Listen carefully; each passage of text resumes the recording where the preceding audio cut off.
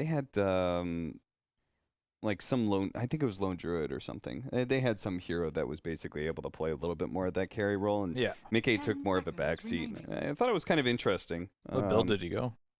He went Wraith Pact, I think. Oh, Wraith Pact. So Yeah. that's cool. Yeah. Oh. And I've just been thinking about the potential of that hero, just for the fact that I do think Warcry is like super strong. Like remember the Shard too? offlane, the offlane Sven that was meta for like 2 months. Or I played so. it last patch actually when they gave the Shard 7 armor. Yeah. Right. Yeah, So like you're just walking around. I forgot what the number is. You get like 30 plus 37 armor, I think it is, with Shard plus like AC for your whole team. And that would make heroes like Crystal Maiden very tanky, and your supports. Yeah. So I've been playing around with the idea of it, and Wraith Pact kind of fits that too. You're getting the Vlads. Yeah. I doubt Mind Games will think of that, but if they do, I'd love to see it. Yeah. I was just curious on what your thoughts were on it, since I don't think it's bad. Like when I was doing it, that was like last patch when BKB was OP, so I just kind of went BKB first item. Right. Turned into a carry. But the idea of like playing that hero versus high physical damage is a real possibility. Even you as think a the carry. BKB nerf was enough? To not play it or not go BKB first? To not go BKB first, I guess. You probably should in most cases, but I think with that nerf, it gives you more incentive, even if it's not like real, to like get one item before BKB. Yeah. You can always be like, it's nerfed item. I don't have to get it first anymore. BetBoom were really quick. They picked out the puck snap here. Mind Games with the Jakiro. Yeah, you pretty much see a Snapfire almost exclusively with either a Mars or Puck on its team. Just a very good combo. Yeah. But why Jakiro? Yeah. Because they want to do mid CM. I'm hyping it up. I mean, no, they picked a lot of. I'm not a huge fan of this because like CM and Jakiro are the same hero. In a way. I agree. So, but they're dipping into like the same type of like draft a bit here. Like they got their attack speed slow, which is great versus both, the NP and the Beast. But they also get pretty squishy later on if you do get jumped on by a Puck or a Snap ulti. Yeah. And NP isn't really known for just the zoo. Like he is a physical dealing carry at some point. He's gonna get a BKB, he's gonna get the Gleipnir at some point, and he's just gonna probably two-shot these supports. Yeah. Gleipnir's been getting some serious play. Yeah, it's a really good item, especially on NP. It's like almost it is core, I'd say, for the most part. Like a lot of players are like not going for the Orchid and just going for like the Maelstrom, BKB, Gleipnir, and just getting really active. Yeah, and they've got Mind Games actually have a hero that could go for it as well. Underlord Gleipnir feels pretty good too. You can get to that. Yeah, I mean, for the active, it's good. For the right click, is it good? Yeah. I'm gonna get one swing off in this team fight. I hope it procs lightning. But it has like crazy good synergy with like the pit. Yeah, exactly. How do you feel Mind Games lanes are going to be playing out? I think Mind Games their goal is to be on the defensive, kind of defend, and I don't know if this Underlord's even gonna win versus NP. Most of the time I see NP, he's just zoning out heroes at level 1 and not letting them get to that like level 3, level 4 mark where they will have items like maybe a Vanguard or something can take over. So it really depends on how much support impact both these lanes have. Because like the core-to-core matchups look good for Mind Games, but will the supports be able to allow their cores to lane? That's like the real question for me, and I think they should be able to. Yeah, you pick two of the same hero to deal with the same problem, which is Zoo on both of the side lanes. So if they do their job successfully, then okay, maybe it was worth this draft. But yeah, as long as there's no like rune shenanigans where Underlord gets like half HP and then just can't enter the lane, they should be okay in the laning stage. It just really comes down to like who's going to carry the game for them on Mind Games. And on BetBoom, who you hoping to see as the last hero pick? It's just going to be some support. I don't know anything that looks really cool off the top of my head here. Yeah, I would have loved Clockwork, and then I would have Disruptor. One. Wasn't a No Tail called that the worst hero in Dota? I mean, he did say that. He did say that. But yeah. there is like a timestamp on those type of statements too. That's true. But how much has changed about Yeah, I this was route? about to say, Actually, would you they still buffed place that? Static Storm went up a full second, I think. In his, It stays consistent Well, with the Ags, I guess. who knows if that's going to be enough, but I'm going to pull in Aries and lizZard again to see if they want to maybe, you know, add a few comments on this disruptor, Aries. Well, the main thing is it's an Eastern European staple. We get to see also, you know, it's going to be Seneko playing it, so he's also very, very comfortable on the hero. Something that, I don't know, we just don't get to see enough. There's some weaknesses with this hero, but I feel like BetBoom in general are just going to... The combos you have, like Orb for Vision, you've also got the Hawks for Vision as well, so you're just going to look to get pick-off after pick-off after pick-off, and Disruptor really likes playing with a lineup that relies on that. Are you how many heroes is he gonna glimpse? What do you guys think? During this game. Wait, what is that question? No, there's a Dawnbreaker, there's an Underlord. Like, you have two ultis to play with. Like, you can be glimpsing people 24/7 back. Like, no, go back home. I'm done with you. That's a great question. I'm going to ask you guys. You have to answer it before we go into game. Yeah, I mean, well, if you glimpse anybody, but they could just Dark Rift right back. That's you know. Start it up Just again. straight back Take the into it. teleporter again. I'm telling you, what's the problem here? It's just I going to mean- be all these movements along the map. It's going to be an interesting one. Sorry, I was just gonna say, like, Yep. as soon as Dawn gets shard, she's unaffected by the glimpse, so True. not many.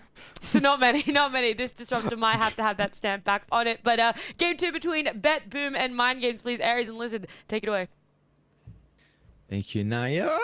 lizZard, we get to see how interesting it's going to be for the Disruptor. Not only one support, but also a second support that we don't get often as well. You were mentioning that China is actually a region that are putting a little bit of emphasis on the Crystal Maiden. They played 4 games, 25% win rate on it at the moment. Overall, though, some interesting support picks. We also get the Dawnbreaker flex to the 1. So another, I think, back-to-back drafts where we get some...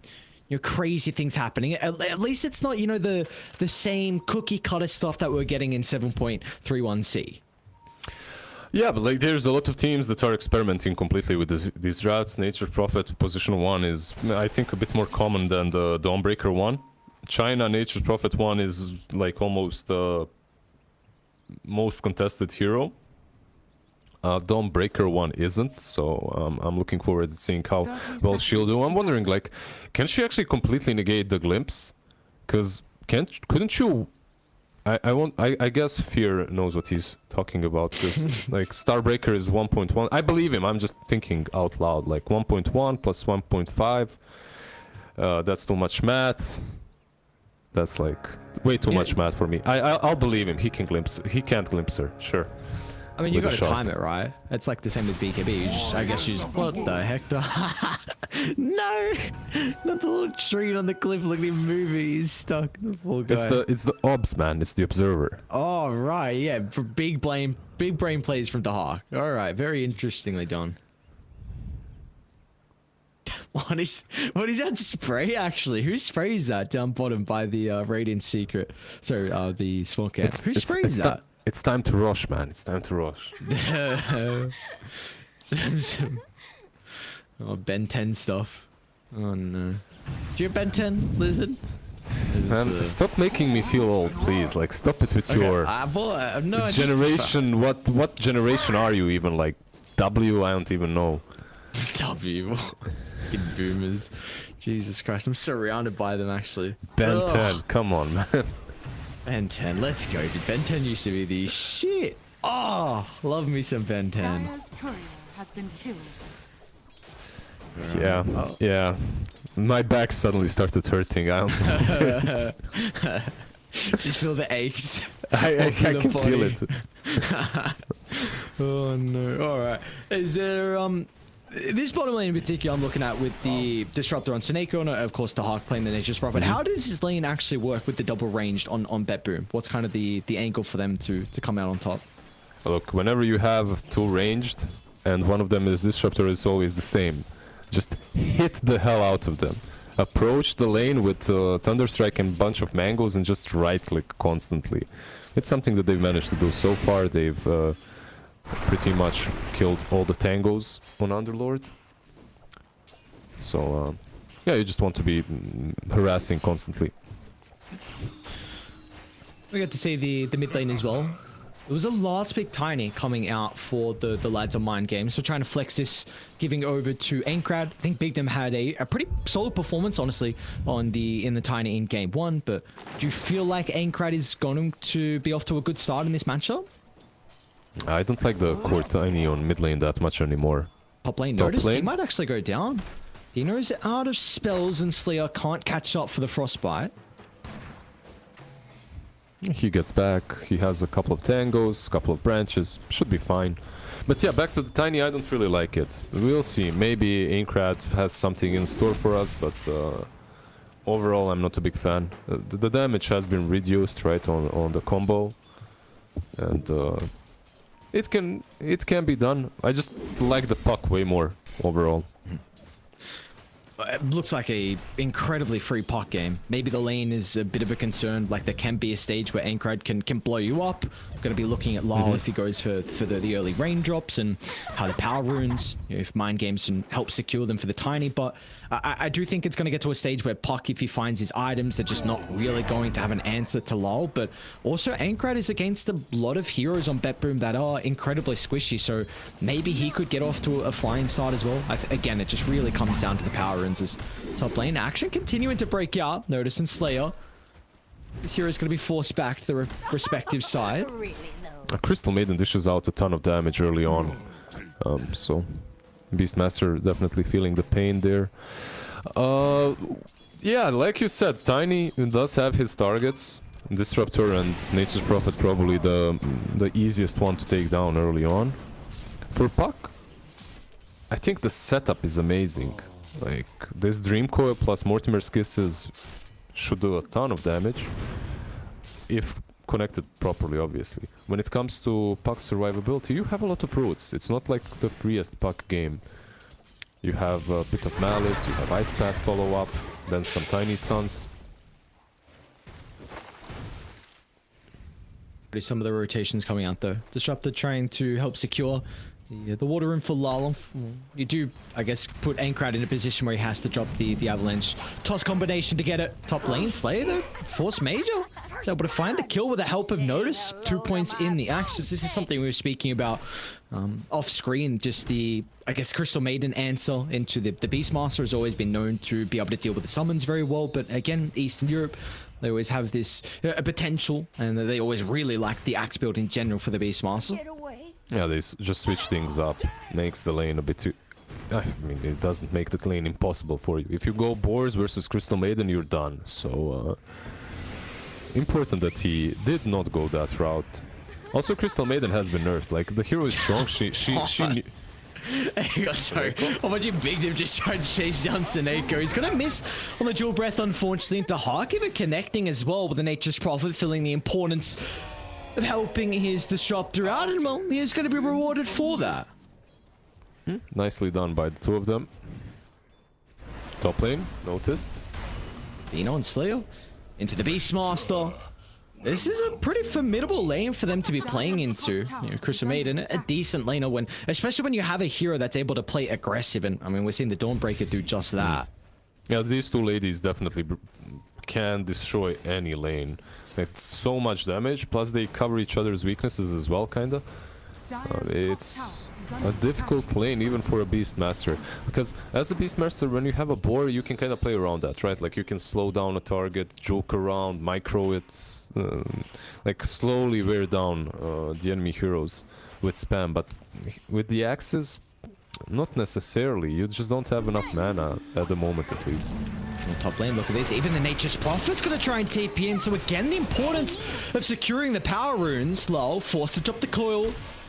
Holding back the side of Mind Games at the moment, especially with how low Force Major's getting. Looks like with the slow coming through from the Nova from Slayer, they should be able to enter the high ground. Oh, double damage on Big Div. That's a lot of damage coming through. Yeah, you see that liquid fire flying, you're like, ah, it's fine. Then it turns into a damn fireball with that double damage. Just what we were kind of mentioning earlier, just the importance of these power runes. It's really going to enable both the mid laners. Just watching top lane for the moment. Dino's closing the distance onto Notice, but the rotation starting to come out for BetBoom, and Dino maybe he's overplayed his hand. Trying to scurry out through the tree line. Slayer's gonna have another round of the abilities up shortly to hold the back, but notice as well with the Axis to cut gets him. through, and that is enough. 3 points in the Wild Axis secures a big kill onto the carry on Mind Games. Yeah, there's still no level 6 on the Prophet, so he couldn't really connect. He couldn't use the ulti as well. Perhaps could have used TP to get a couple of extra kills. But didn't happen. Radiant's bottom tower So is far, under attack. my biggest winner of all of this is Petushara. Blaine, No. back in we go with the Solar Guardian. Hang on, Dino, there's a lot of damage with Petashara. You were saying that because we're not out of the Underlord, and there's been free farming bottom, gets a little bit of experience up top, and then back to farming he goes. Yeah, he's having the best time of his life. The TP top, move back, free lane, absolutely no one messing with him down bottom. Radiant's bottom tower is Free under farm and attack. has plus 150 damage for the tower as well. Feels good, man. Dire's middle tower is under attack. Yeah, I'm wondering if they maybe abandoned bottom a bit too soon on the Hawk. Plus, he's buying a Midas, by the way. Okay, this is exceptionally greedy for a Nature's Prophet 1. I've seen a ton of ones, NP ones that is, but Midas, Radiant's top tower is under attack. it's so rare. I know Kat was mentioning, I think after that game, just the timing with the Dawnbreaker feels like as a carry, this hero is probably at his strongest when he has that level 25 talent with the 2 Starbreaker charges. So what is your kind of read on this carry to carry matchup? Do you feel like the Nature's Prophet and BetBoom are happy to go late game, or can Mind Games, like, do they have a lineup that still can combat this? I think Cap was playing a little bit too much turbo. Like, because you're waiting for that level 25 as your first big impact. I don't know if he said you know- wait. No, I'm kidding. I know what he meant. Like, level 25 makes her a completely different beast, right? But she's strong before as well. I think your biggest impact is when you get Blink and Shard. If you're a core, if you're that position 1. But there are different players that go different routes. Like Echo Saber Shard, there is Dezo Shard as well. I think with that you're able to fight. And most importantly, you should be always one step ahead, at least in this early game, one step ahead of the Prophet. If he finishes the Midas, which it really looks like he will. Dire's middle tower is under Watching for attack. Aincrad. Observer Sentry dropped from Seneko by the small camp, so they will scout up the tiny moving bottom with the Invis. Seneko's going to try and get a couple creeps and then TP out. So this movement from Mind Games is not going to result in anything. Well, I guess securing the tier 1 tower, but they will not get a kill. They had a Dire's good top tower idea, is under just a little attack. bit too late to catch the Disruptor on top lane. However, Slayer, No way. he's also... Oh, I see. man. He's under the... But too late. That's like Oh. the best possible time to move out of top lane, right? To move out to the woods. Mid lane, Aincrad drops the combination with the help of Dino connected with the haste, and there's going to be a little bit of damage into the tier 1 mid as well. They also have the Jakiro starting to connect, and does have 2 points in the liquid fire, so they're going to force out a Dire's glyph. top tower is under That's attack. also a big item coming up Radiant's for the middle Tiny. tower is under attack. Blink already. Hang on. Orbs on cooldown for low. Nice Waning Rift just gets out of Bignum's Ice Path. You see Do they the- have a smoke? They don't, right? Dire's No one. top tower is under attack. Oh, I don't see one. Radiant's bottom tower is under attack. Oh, though. Jumping from Aincrad. They need the stun control coming through afterwards from Bignum. Has fallen. The Ice Path still being on cooldown, so Lau just Radiant's evades that middle tower attempt. is under attack. Do you think maybe Tiny jumped the gun a little bit? Wait, should have waited for the ice bat? Yeah, yes, but you've also now secured a tier 1 tower mid, so... Radiant's middle tower has fallen. It's a trade-off, right? You don't get the Yeah. kill, but you get the tier 1. Yeah, probably for the And best. It's, I mean, Mind Games early on, 3,000 net worth lead, 2 tier 1 towers, and you take a look at BetBoom's lineup and you'd probably expect them to be the ones that are kind of controlling the tempo early with the Beastmaster, with the Nature's Prophet. These heroes are very good at taking objectives. I think it's about the supports and how much they can do. On the side of Mind Games, your supports are constantly active. You don't need ulti from Jakiro to be active, right? Like, you don't need Crystal Maiden's ulti as well. Meanwhile, on the side of BetBoom, you kind of do need this combo. You need Dream Coil plus the Mortimer's Kiss. Or something similar, Roar plus Mortimer's Kiss, right? And so far they haven't found these combinations. I'm concerned because I thought this was going to be a lineup on BetBoom that would be just chaining kill after kill, especially with the like the disruptor is a hero that if the disruptor gets run at, you lose a lot of the effectiveness out of the glimpse. And this is a lineup that I really thought it was going to be BetBoom, the ones that are controlling the tempo. So what are we looking for them early to be able to put them in a position to maybe start to get a little bit more active on BetBoom? Just any sort of a smoke with a Puck or Beastmaster, and they can start making plays. Their biggest issue, however, right now is that Nature's Prophet is half of the hero that he could be. Like, he could either have a Witchblade or a Maelstrom. He has a Midas. So, at the moment, perhaps they've just conceded the early game and they're like, yeah, we have a Midas on our position 1 that's usually very active. Let's just wait out the big spells. Bottom lane, big no. Yeah, they'll get Bignum down bottom at least. So, was trying to play around the Observer Ward, just dangling his life and forcing BetBoom to overreact to the Jakiro, but finally they will secure the kill. Looks like the Wrath of Nature from Dahak is actually the ticking blow, and now top lane as well is going to get more active as they scout out Slayer, just overstepping the boundary. There we go, a couple of kills that was also set up thanks to Notice having the Hawk in the tree line. And they didn't really use anything. No Roar has been used. Oh, mid lane, Sutter mid. Jump. Oh, Jesus Christ. No raindrops, brother. The tiny one is a formidable force with this burst. Are they grouping up to smoke? Looks like they are. Yeah, you can see that both of these teams have that pick-off potential that you asked about. Just about how you approach it. See how they can connect this though. Notice is also showing top. They're unsure on Mind Games and where they want to direct this smoke. They were trying to move down bottom for the moment. They're going to part their way back to mid. Lala's in the neighborhood. If they keep going with this, they might just catch him out on the outskirts. Ankrat's going to jump with the help of the extra damage coming through from the Solar Guardian and the stun afterwards. Dino, beautifully done. No hesitation with the Solar Guardian, connects with the Jakiro and the Tiny, and they bring Lal down for the first time this game. Boots on Agi, sadly for the Puck. Plus he has the Vitality Booster in the Courier. Maybe if he had those two things, he still probably dies, most likely. They have more than enough damage and control. Dire's top tower is under attack. Another smoke though. Look at Mind Games. Really trying to push the tempo on the start of the second game. I guess you're playing this tiny mid, right? So you really want to be making as many plays as possible with the Blink Dagger. It's not like you're gonna go to the jungle and farm, so might as well utilize as many smokes as possible. Disruptor, however... That is just really good position from Seneko. They get the ice path, they will get the kill afterwards. Notice is actually still sticking nearby. They're going to try and drop a couple of ultimates. Thinking about entering the Fiend's Gate instead is Notice, but up goes the other side and Petashara.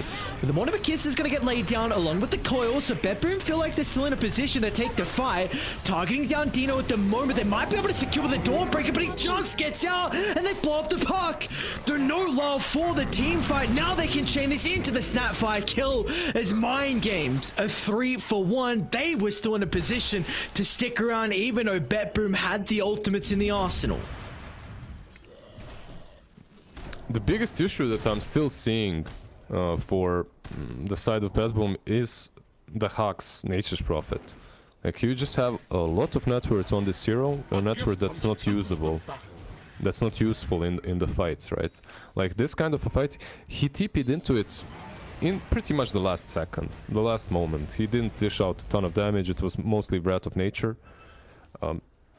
Perhaps if he had a different item choice early on, it would have been a bit better. It's hard to say though, because Prophet is still that hero that needs like Maelstrom plus Satanic, Maelstrom plus BKB, Witchblade BKB. You know, you need that BKB, you need that second item, and then you're ready to join the fights. And then perhaps BetBoom will be more successful in these team fights. I think for Mind Games, a very minor thing, something again to bring back on, we brought it up earlier, with just how important these power runes are going to be, and for Ankrat, he's gotten the past 4 power runes, so he's got a haste in the bottle now for the Tiny. Might get glimpsed back, but they don't have vision. So it's just, Mind Games are doing a very good job trying to bring supports around by the 2-minute mark, whenever it is, and trying to help secure these, and then we'll be forced to pop the haste just to try and evade that attempt though. Dire are Scanning. They're just trying to split push really constantly. They have this shard on the Nature's Prophet. And that's what they're doing. They're pressuring the lanes with it. Taneko looking to enter. Static Storm, one of my kisses. A lot of ultimates trying to be dropped to bring down the Tiny. They might be able to do so. The tail end of the globe secures the kill onto Ankrad. Taneko is probably going to trade his life for this, but BetBoom, you stick around though. Dahak's going to show up. Targeting down the Crystal Maiden for the moment. They even have Notice sweeping from the northern side as well. He's got the helm of the Overlord, but they're going to be cautious though if they step into the river, because Petashara enters the fight once again straight onto the Nature's Prophet's positioning as Petashara just reveals all the damage the Underlord could be dishing out with the right clicks and out turns to beat onto Notice, as well as the Cookie. Not enough to reposition him to the north, and they're going to chain this into another kill on the Snapfire as well as Petashara. Oh my lord, the Underlord after 279 damage with the Atrophy Aura. Was that the best Fiend's Gate in of the DPC so far? It just gets on top of the Nature's Prophet so easily, dishes out a ton of damage. Now has a casual DD plus 400. I'm wrong. Yeah, cool fight overall. This is, I believe, how BetBoom initially wants to take fights. Like Dream Coil plus the Mortimer's Kisses, blowing up the Tiny, you have that Vessel. It just makes him a really sad rock. So, it's just that the answer from Mind Games was a bit too good. Yeah, and it's also a fight where we see a little bit of involvement coming out from the Hawk. I know, like you did mention that the Underlord is an even better Fiend's Gate to get on top of Nature's Prophet's location, but the Hawk has swapped his item build. It was going Desolator, but feels the importance of a BKB, especially with just being able to TP in and mitigate a lot of the spell damage from Mind Games. Yeah, like the BKB is good, but how much damage will you be dishing out in these fights now? Right-click damage, that is. Is that a concern though? Because Radiant do have a lot with their ultimates. If they execute it well, they will have a lot of damage, I feel like, with them, I should say. Roar? So we're going to say Slayer though. Yeah, Roar, but Solar Guardian again. So they're going to be forced to drop the Static Storm just to secure the kill, but they want to go back in now. Not a heavy commitment now with the Mortimer Kisses from afar, but Dino is able to reposition thanks to the Force Staff, and now Park, hang on. He's jumped in the pit. Nice spot for the follow-up, the Cookie down to the right side instead, but Ankrat's still able to close the distance with the combination. 1-2 punch, and that's enough as Lao's gone. I'm about to answer your question now after the last team fight. So they do have the damage, definitely, but they need to kite out the BKBs. As those BKBs are coming online on the side of Mind Games. The Tiny is getting closer to one. Dawnbreaker obviously has that shard, and Underlord already bought his. So, yeah, like, you definitely have ultis to work with. You just have to consider those BKBs, which will completely negate your magic damage. And another thing we kind of spoke about in game one was just the Beastmaster and what this hero is able to provide in regards to vision and having always, I'd say like 80, I don't want to say percent on it actually, I should just say just the Beastmaster is going to almost guarantee you have this vision advantage to be able to get a fight on your terms where you're able to bring down that key target, maybe avoid a gank. So, you know, this is something that BetBoom can, you know, use in their arsenal where Mind Games don't really have this capability.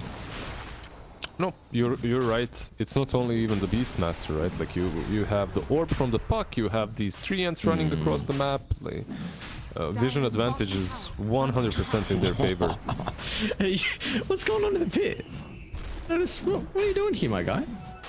No way this... No, it's gonna work. Oh, man.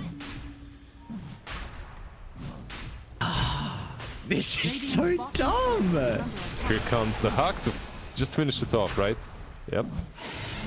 Easy Ages. Dire in the neighborhood. Let's see if they want to stick around for another fight as Ankrad jumps to Beastmaster.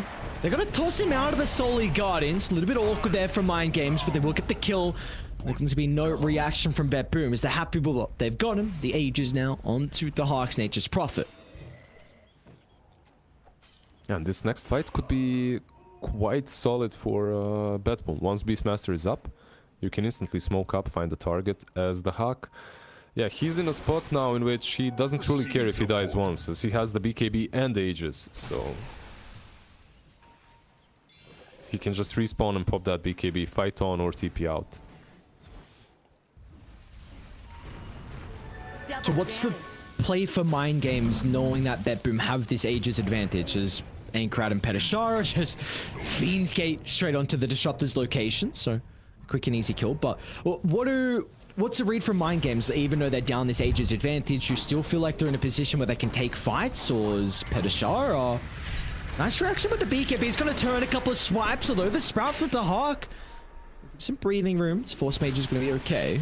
Dude, this guy is a menace. You know, sometimes you see an Underlord and you're like, yeah, this guy goes in front of my tower, spams Firestorm, whatever. But this man is just all over the place. He's just making kills on one side of the map, then the other. Back to your question, I think Mind Games can fight, but it's not necessary. Like, you're playing against an Aegis and you don't have your BKBs done. So, most likely, from their perspective, the proper approach is get pickoffs and dodge fights. Wait out the BKBs, wait out the Aegis. Boom, they want to be the ones forcing fights, so... Smoke up is full, leading to the jungle, Petashara. Just out of range, the Hawk's gonna TP behind him. Now with the bonus health coming back from the Solar Guardian, they're secure with a kill, and they can turn to the Dawnbreaker afterwards with the silence. It's preventing the Starbreaker for the magic immunity. Now Mind Games, they committed into a bad fight as the coil locking the Tiny into place so the Hawk can just freely siege from the back. And now they can turn their attention over towards the Crystal Maiden as well as BetBoom find a fourth. Yeah, why do you commit to that? I just told you guys, chill out. Wait out the Aegis, wait out the B. I mean, that fight would be different if they have BKBs. Perhaps they'd be able to fight. Perhaps you can go into that Static Storm and Mortimer's Kiss.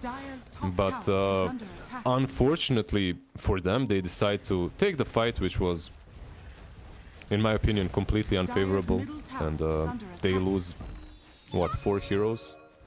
So, yep, it happens. It also gives a lot of advantage to BetBoom. Now this Nature's Prophet doesn't only have a BKB, he actually has that Desolator completed, so... He's no longer these two greater treants, he actually hits hard himself now too.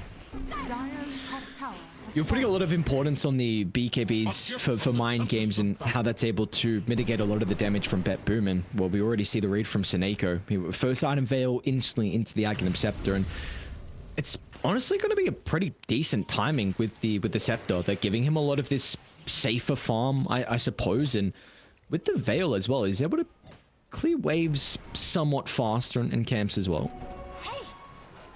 Uh-oh, big Medino. Also going to drop the coil on the Jakiro, so nice delta split from the lads on Mind Games. They'll only make sure they feed away 1 kill. I believe the lesson was learned from that last time. The problem is, the last time Dawnbreaker committed instantly. And when Dawnbreaker commits, you don't really have an option, right? Like, you need to follow up, so it's your position 1, it's not some offlane or position 4 Dawn. This time around, it was just the Jakiro, so they can cut their losses. Aincrad's in trouble bottom lane. The globs from Force Major, giving them the vision to glimpse back to Tiny. Really nice play from BetBoom. They saw Aincrad starting to path his way bottom. I think the Beastmaster just scouted him out of the tree line, so they saw the blink as well further to the north, and they knew that we could keep chasing, drop the ward in the lane. That wasn't what secured the kill, but it was just a great read regardless that he was going to poke out of the tree line, and then we could have glimpsed him back. Yeah, truly nice kill, and look at this army from hell on the bottom lane. Jesus. You have the dragons, you have the trees, you have the whole goddamn zoo pretty much coming. I guess that is definitely the one nice thing about Mind Games' lineup, is how they can defend quite well with the Firestorm and the spam from the Jakiro, but I guess it's a bit difficult to do that when, especially when the Aincrad's been killed off and you had the Aegis advantage as well for BetBoom. So I mean, that was about a 6,000 swing, I believe, with that first Aegis. So BetBoom have to be incredibly happy with what they've gotten. 100%. It just came to them. That first fight came to them, then they got a couple of nice pickoffs. I have to say though, this defense on the high ground wasn't necessarily because of Jakiro, it was the fortification used. And now that you have used the fortification, you'll probably see the Hawk just sending his Greater Treants constantly. Top lane Disruptor should be killed off. Seneca is really making him work for it. Now the TPs are starting to rain in. Lal joins the engagement. Cole holding back the Crystal Maiden for the moment. Lal's going to be protected. Early use of the BKB. Gets the orb at the last second. Will make sure he secures the kill before he evades his gank. He's got some heroes playing behind it, but with the Dire Ward, they will be scouting out BetBoom's positioning by at the tier 1 tower. So in the end, a 1-for-1, but a lot of heroes from either side showing up. Check the trees down bottom. On the march. Already going for that first tier 3 tower. Slowly but steadily. And yeah, what was used on top lane? Dawnbreaker's ulti, right, and Crystal Maidens. It's not a big deal. Not a huge deal, at least for mind games. Do they have the BKB? Yeah, they have the BKB on Tiny. I think it's only a matter of time for them to start making at least some plays. If they could find the hack, if they could find him somehow, it would be amazing, but he's getting big too. Like, look at him, he almost has this Skadi completed. If he goes for that, he still didn't. He could have bought the other ultimate orb. He's saving for now. Yeah, they've got some real big issues with their lanes. You see the Hawk just shoving up bottom, and as soon as heroes rotate down, then Lal's dealing with top. So it feels like, yes, mind games, they need to smoke, they need to start getting proactive, but the lanes are always an issue. You need to deal with this before you smoke, otherwise it's going to be very obvious. You hit the nail on the head. They just smoke up, as they have pushed out, and they do have 2 global presence heroes, right? So there is that. That's a silver lining for them. Dawnbreaker on one side, Underlord on the other, and they can connect to any smoke that you make right on the map. So as long as they aren't the ones picked off, which can easily happen, this is what teams do. Gonna see Seneko. Just a trio of mind games. And we're gonna get a quick and easy kill into the Disruptor. And that's, again, though, that is a smoke, unfortunately, for mind games that doesn't really result in a whole lot. Back to split push or back to the side lanes getting pushed out for BetBoom.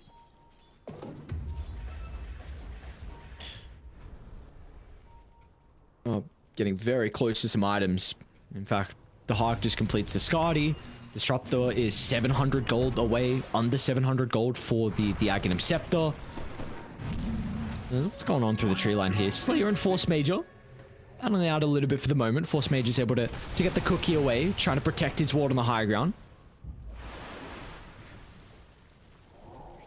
This Aghanims that you just noticed, that you just called out from Disruptor, is probably going to be the biggest game changer. Oh, he actually finished it. Okay, okay. Did he sell some? Oh, I sold his Veil. Okay. Yeah, yeah. It's the biggest game changer. I don't even mind selling that Veil, actually, to complete the Axe. This is not good now. Because this fight could secure second Roche, and all of a sudden we saw how fast Radiant pushed. So they might have just caught a glimpse of Disruptors there with that ward. This is huge for mind games, because now you're gonna have the read to pop BKB instantly as soon as smoke gets pop, or at least early on. You can't wait to the middle of the fight. Oh, great reactions. Ankrad, a blink into the toss away. They're still gonna get the glimpse of the Bignum. Back inside the river he goes. Angrad's gonna try and find an angle into the fight. They got the Phoenix Gate as well. Look at the backline. Jumping to Disruptor. Static Storm's gonna get laid down, but the BKBs have already been utilized, but it will not matter. They're turning towards Petishara. Just gonna try and free path inside the river, but now they're controlling up Dino as well. Stuck inside the Sprout and the Coil as well for good measure. But Dino, he doesn't get any usage out of the Solar Guardian as the Hawk finds a triple kill. Is now gonna turn towards the Tiny, but the health pool slowly falling for the Nature's Prophet. Angrad's able to secure the kill, but it comes at such a grave cost as mind games lose 3. They might lose their supports as well as Slayer. Back up shortly. Lol. Continue with the chase, but should not catch up. Should not catch him, and should go back to the pit, as Roshan will respawn in 5 seconds. You made a really good call. They did see the Aghanims with the ward on the high ground, and that's one of the reasons why they committed for the fight. They used the BKBs properly, like you said, and it looked like, yeah, sure, we can do it, guys, come on. We pop the BKBs, we fight. You're still kinda in the middle of this Nature's Prophet that hits extremely hard with the Dezo, with the Skadi. You didn't utilize Dawnbreaker's ulti as well. She was just there in the middle, hitting with the blink, with the Solar Guardian. She died before she could actually... No, sorry, with the blink and Starbreaker, so she died before she could use Solar Guardian. A little bit of damage issue coming for Mind Games, really. Like, they just don't have enough. You see the read as well. Tiny's working into the... hang on a second. Okay. Are you gonna finish this? What? Petashara? You've got no one nearby. Victim's now gonna join inside the roof, and he's like, alright, I'm going back through the roof, but they'll stun him off, and now the Underlord is clinched back in the river. What is that call? Petashara and Victim just giving freebies over. And the gem, you know, they came bearing gifts. They truly came bearing gifts, plus they don't have any buybacks. Keep that in mind. You have to die back on the Jakiro. Crystal Maiden brought back last fight as well. Hang on. Those are your heroes to defend high ground. Oh, yikes. That's not good, lizZard. That's a full set at least. Maybe even melee on another side. Yeah, hold your horses. They didn't reach the high ground just yet, but like you said, it's kind of inevitable. They are getting closer. They're pushing in top and mid lane. Yeah, I don't see how they defend this. It's going to have to be something incredible. Aincrad? The BKB is going to do nothing versus the leash, but Dino feels like he's got an opportunity to jump them behind, but now the Sprout... Again, what can the Magic community do to protect the Dawnbreaker? The Roar, as well as the chain control, is ever so perfect as BetBoom. They get the Dawnbreaker, they get the support as well in the backline. I think it was Slayer that was killed off simultaneously. Maybe it's not only two sides. Yeah, maybe not after that fight. At least you got a buyback on Dino. And the Lord's back alive as well. Oh, Lyle's 25 too, so he's got the BKB piercing with the coil. Got a lot of answers to the items. Might have bitten off a bit more than it can chew, but you were mentioning the damage being an issue. Still stuck inside the pit. They'll get the first life, the Static Storm, not doing a whole lot. Mind Games able to safely retreat back to the fountain, but again, it's Villager space. Second full set of barracks claimed. It's just zoning, you know, you buy that Aghanims on Disruptor to be a zoning Static Storm kind of a guy. Lol? Yeah, he's just playing with his food right now. They've got no answer. Oh no. You buy back on Dino and you get nothing out of it. It looks like they did leave one Rax at least. So there are no mega creeps, right? They live to fight another day. They can perhaps mount up one more defense if they can jump. I don't know who. You know what? Sometimes as a caster you're supposed to be... you know, silver lining kind of a guy, always find the positives, but it's so hard for Mind Games at this point. If they could jump the Disruptor or the Puck somehow and blow him up, it would be amazing. But this build from Puck as well, it's not something that's super conventional. He has Sanjin Kaya, Power Treads, Spirit Vessel and BKB. He has the 3k damage pretty much, when the 3k HP, sorry, when that's on on strength Power Treads. So he's going Revenant's Brooch as well. Brooch. So interesting for the Puck, the item build. I wanted to go Silver Lining, but we're not going to have an opportunity just yet as BetBoom. It's working out. Nice scan though from Mind Games. They do have a decent ward to be playing around. Secure on the front line. They're going to try and jump the Puck with the Roar. Breaking the combination. Notice he's got a second Roar to play with as well. And meanwhile, they just haven't got on top of the Nature's Prophet. So Dahak eventually will have a free fight. But they don't even require much out of Dahak for them to secure this team fight victory. As they've locked into the Underlord. Warnable Kisses inside the Sprout. Dahak is just right-clicking ever so freely. And then back towards the bottom in front of the high ground. Dahak joins Lull and puts multiple heroes inside the grave. As Mind Games, they're lacking buybacks and they're soon to be lacking Aincrad as well. Dude, this Sprout leash is just tearing them apart. They've got no answer to it. And it looks like BetBoom are going to be able to secure their first series victory of 2 or 3. Crystal Maiden is doing it! Woo! Oh, he got Force Major. Let's go. Wants a clap as well. A high five, but will not get one. In fact, unfortunately, drop the G's and give over the victory to BetBoom. A 2-0 series victory for those lads. Really nicely done by BetBoom in this game. I was worried and concerned about the Midas build on the Prophet, but they didn't get punished for it. They truly didn't get punished for it at all. They continued farming, got all their items. They actually got 1 free Aegis. That's a big deal, because the Prophet suddenly feels invincible. Like, with that BKB, he just jumps into every fight up front. With the Aegis, you can't kill him. You have to commit on someone else. And Mind Games, they couldn't fight something that you called on quite a bit. They couldn't fight because of the vision. The vision game from BetBoom was too good. Like, you had these treants constantly pushing in, so you can't really leave the base, you can't smoke, and you have hawks everywhere. It's a much harder game for Mind Games than it looked. Yes. Exciting as well for BetBoom though, because they've only played, well, that was their second series. Of course, their first series of 2 or 3 was against a very difficult opponent in Na'Vi, where they dropped that 0-2. So now they're going to bump their score up to 1-1. So, you know, at least from their Stockholm performance, you know, a decent placement, but now looking to try and replicate that, put themselves in a position where they can go to the Arlington Major, and well, being able to take Mind Games down as convincingly as what they did, it's going to be a hell of a lot to their confidence. So for the lads on BetBoom, a 2-0 victory here to close out our last series of the night. We're going to send it to a break, and when we come back, we'll have an interview with the panel.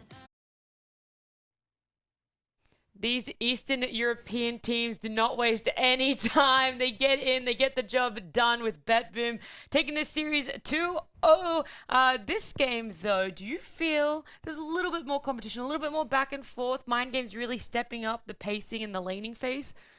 Yeah, I mean, definitely. Like, the lanes went really well for them. I remember seeing NP have to TP out of his lane to try and fight the 6-minute rune. They actually didn't end up killing the Tiny there, and I was like, wow, this is really sad for the Hawk here on his NP, having to leave his lane, not even get a kill after having rough laning stage 2. Yeah, both times around Mind Games, there were definitely moments where I was like, oh, they're actually kind of doing pretty well, but there is something to be said about just understanding your lineup and how it's going to be able to scale. And as like, the Hawk is just an amazing Visage, he's amazing Furion, but I do have to say, Laurel was really impressive this series. I think he popped off in both Game 1 and Game 2, and I haven't really seen that much from him. All right, he's been on this BetBoom lineup. Before this, it was Windstrike for a brief period, and then apparently he had to start on VP Prodigy, so yeah. In Game 1, BetBoom had the Dawn. In this Game 2, we see Mind Games pick it up. Why do you feel it wasn't as successful or feel as impactful as when we saw her on BetBoom? I'm sure there's a lot of reasons for it, but I think just BetBoom's the better team, mainly. Okay. They ended up getting to a point. It was the mid-dawn. Were you impressed with the Dawn? I guess is what I first should have asked. It was doing well, yeah. I think it was doing well. I think the biggest problem I had with Mind Games is their support duo. Like, they really tried to go all in for, like, countering the Zoo, but, like, they just have CM and Jakiro, 2, like, non-scaling supports that it just didn't feel that good. At some point, you know, Hawk did get his Deso online, and they're able to, like, just felt like they had no team fight presence compared to, like, the Disruptor and the Snapfire. Oh, great segue, because I was going to ask about the Disruptor next. At the end of that draft, I wouldn't say you guys weren't sold on it, but there still were some question marks around it, why it was pulled out and just how impactful it was going to be. Did you see that happen for team fights and think that it was very much a worthwhile pickup? Yes and no. I mean, there were definitely some moments where there was a couple like static storms off of the Dawnbreaker trying to ult in that were felt okay. There was a couple of glimpses, but ultimately I feel like just a lot of this came down to the Puck and Nature's Prophet pulling a lot of their weight. I mean, this Nature's Prophet, these heroes in particular that Mind Games had, some of them were super susceptible to this level 20 talent. This is like such a big timing for Nature's Prophet, and Hawk knows it really well. One of those last team fights where he's just kind of like standing there just beating everybody down. This poor Tiny was getting kited constantly because he's just always stuck in the trance. Well, you say it was down to Nature's Prophet and Puck in this game that really stood out for you. In this series, though, who would you give player-wise as the standout player? I'm sticking with Laurel. I think that's correct. Yeah? Yeah. I mean, Game 1, 100% he was MVP. In Game 2, I think just how poorly the side lanes did, that you'd have to give it to the Puck, making the space and giving them the time to come back on the rest of the lanes. Were there anything else, like if you are coming up against BetBoom in this next coming weeks of DPC, what are you looking at? What are they so strong at doing that maybe you want to take away and you want to work on shutting that down for them? Same thing as every other team, you know, you're looking out for the zoo. They're going to play it in the off lane. They're going to play it as a carry. They're going to find ways. Like, you're not going to take it away from them because they're used to that. They're going to just replace it with something else. I was going to say, is it possible to ban enough of that away from them? But you can predict it coming, and you can just make sure that you have good heroes against it, even preemptively to a point. But then they might bust out the Huskar or something. They have some alternatives, but I think you're better off playing versus alternatives than like their bread and butter, I guess. Historically, what do you think are the best heroes against you? Like the heroes that just come up time and time again? Pango, Kunkka, some big ones for this patch, I guess. Yeah, I think Pango feels pretty nice, yeah. It was banned first phase in both series. I mean, they know what they're weak against, right? So they're gonna ban. I think they banned Zeus and Pango, like both series. Like, yeah, we don't want to play versus these heroes that are good versus Zoo because we know our strengths. Yeah, they're very much prepared for it. On the flip side, Mind Games looking a bit rough for yourself. You know, you haven't really picked up a series win. It's really not looking good. What do you want them to focus on, take away from this, and really look at and reflect on? I mean, both times they walked away. Like at 15 minutes, their game didn't look bad, right? It just felt like they thought their lineup was going to scale better than it did. Maybe they just didn't take enough advantage of the little bit of momentum that they had. I'm not entirely sure. I would have to take a closer look at Mind Games. It just felt like BetBoom was like they had a much stronger understanding of their timings and just they were pretty patient about it. Yeah. We asked it in the last series, and I'll ask you guys again then. Where do you think BetBoom is going to be sitting at the end of this DPC? Do you think they are a major qualifying team from this performance? They're definitely like the dark horse for me. Like they can get to the major, but I feel like it's a little bit of an upset if they do. And that's just how I view it. Because like right now they look good, but they don't look that good. But they could always, you know, upset some of these better teams as well. The top teams that we think like the Outsiders and Navis and Spirits, like those are going to be their biggest contenders. And throw BetBoom in there, they can make some upsets happen. Yeah, I'm going to counter-host you. What do you think? Because I haven't seen Team Spirit or Navi or Outsiders in action. And I think Navi and Outsiders in particular, like how good do they look? Yeah. Navi look really good, I think. Yeah. Well, Navi look good in their early game. Yeah. Their late game looks bad. Team Spirit's early game looks bad. Their late game looks good. Outsiders, haven't seen them yet. Maybe they got the best of both worlds. We'll see. Okay. I think that's actually more the question mark is basically whether or not Outsiders is like too strong of a team. The whole package, right? Yeah. Unfortunately, we do not have an interview for this series. Sad. That's all right. We were still treated with an interview earlier today. But it does mean we're wrapping up our day 4 Eastern Europe. We're going to have a look at the standings so you guys know all these teams that we're talking about, just where they are sitting. And we said it. Spirit, Outsiders, they're up there. Navi and One Move on the same series scoreline at the moment. Rune Eaters picking up their loss earlier today. And BetBoom picking up a win there. And then, unfortunately, I always hate to point out Mind Games and Pari Pani down there.